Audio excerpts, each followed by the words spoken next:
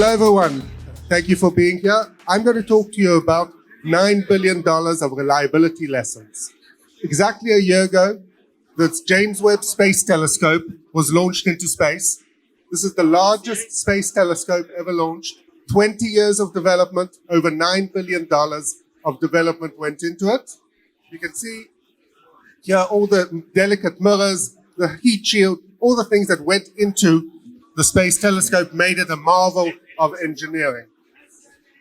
So just a little bit about myself. My name is Robert. My shtick is SRE, space, and talking about those two things. I think there's a lot of things that we can learn from the engineers that came before us. They were working with hardware, they were working in space, but there's a lot of things we can learn which are common. For example, taking a new project.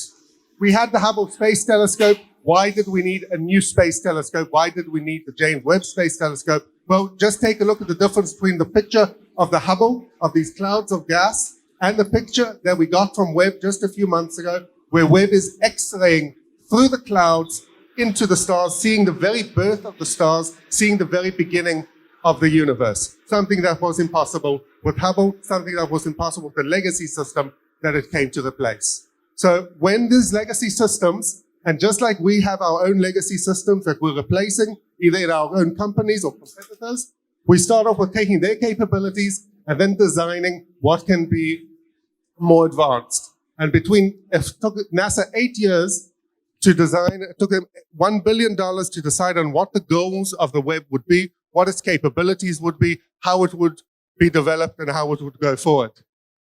But that wasn't enough. Just to define the goals led to the high-level design where suddenly they realized there would be so many technological advances, breakthroughs, undone things that they would need to invent.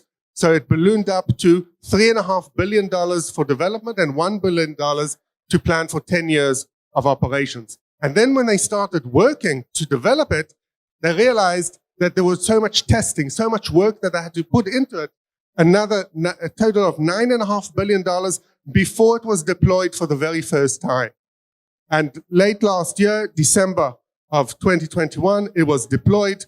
One deployment, one monolith went up into space. And in July, it started delivering business results, giving the pictures that astronomers and everyone in the world was waiting for. So why was it so difficult? Because there were so many requirements. The telescope had to be much larger than Hubble, so large that it didn't fit into the rocket. So you can see here, this is an illustration of the rocket, and the telescope sat in here.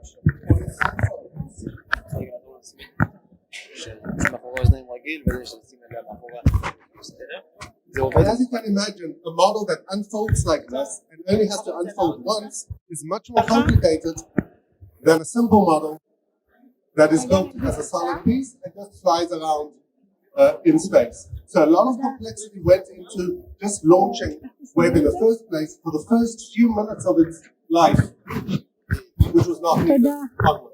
So how come NASA was so confident that Webb would work? Because they had a history of developing reliable systems which went up into space. Some of them were reliable because of redundancy. They would run multiple spacecraft, which would, if one of them failed, the rest would succeed. This also on Earth with which have redundant capabilities, just like redundant VMs. Repairability. Hubble had a problem when it was repaired in space by astronauts. The International Space Station, 50% of the work of the astronaut is to repair it. But in the case of Webb, it flies so far away from Earth that it cannot be repaired. So they have to put in a lot of reliability by design. And that is much more difficult. That's a lot more work that they had to put into the system in the first place. And that's why it took so long and it was so expensive to deliver.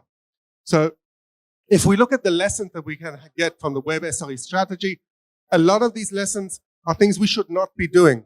No one should be aiming for 100% availability. No one should be aiming to have one major deployment because it simply is not cost effective. For Webb, it's a once in a generation system. It's an inspiring system. There are a lot of small lessons we can learn from it, but the major way that web was developed and designed, we should not try to emulate. And that was a big surprise for me when I started doing this talk, because most of the lessons that I've been talking about in past conferences have been things that we should be emulating. And in this case, web is so unique and so special that there are a lot of what we should not be learning from it. So here are a couple of links if you want to build your own web model, if you want to follow me in other articles that I've written. And that's my 5 minutes. Thank you very much.